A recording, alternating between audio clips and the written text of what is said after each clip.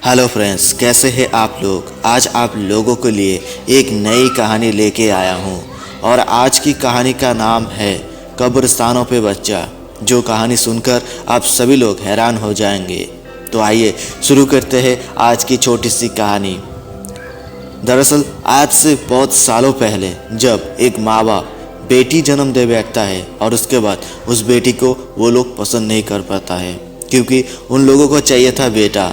और इस तरह से लगभग सालों पे साल 4-5 साल जब 5 बेटी जन्म दे के बैठा था, हर बेटी का उस जिंदा बच्चा को उसका वहाँ पे तो जब दफना देता है, लेकिन हर शाम को उसी बच्चा का आवाज़ सुनाई देता है। कभी कभी रोने का सुनाई देता है आवाज़, और कभी कभी उसको यानी उसकी माँ बाप को पुकारने का आवाज़ सुनाई देता है।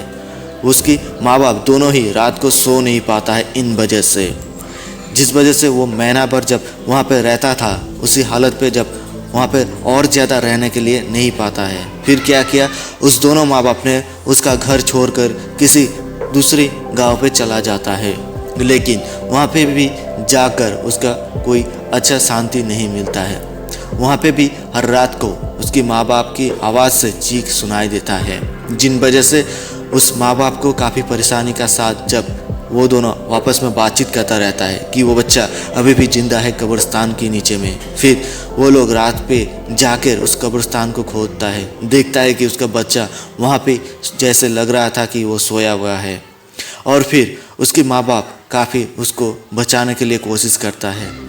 लगभग 1 महीना का बाद उस बच्चा को उठा के वो जंगल की ओर जाता है, जहाँ पे एक बाबा रहता है। उसका उम्र लगभग 80 या 90 साल पुरानी है। उसका पास जब लेके जाता है और अपनी गलतियाँ उनका पास उन लोगों को या उस बाबा को बताता है।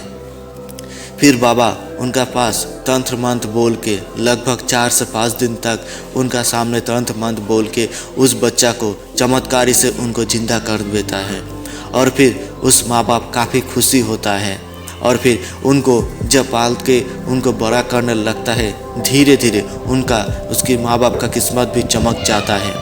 वो बच्चा काफ़ी लकी था उन लोगों के लिए।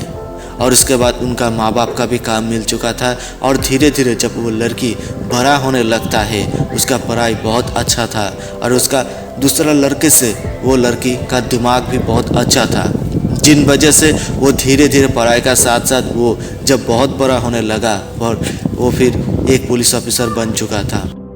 फिर उसके बाद जब वो लड़की एक दिन घर आके अपना मम्मी डैडी को बुलाता है और उसके बाद उसका मम्मी डैडी को बोलता है कि जब वो छोटा था तब उसको क्यों कब्रिस्तान में जिंदा ही दफना दिया था, और उसके साथ उसका पहले और भी लड़की जब पैदा हुआ था उस लोगों को क्यों दूसरे के घर में उसको पहुंचा देता था। यही बात जब बोलता है उसके माँ बाप को, तब उसके माँ बाप काफ़ी खामोश बैठ जाता है। वो लोग सोचते हैं कि आखिर में उसको कैसे पता चला।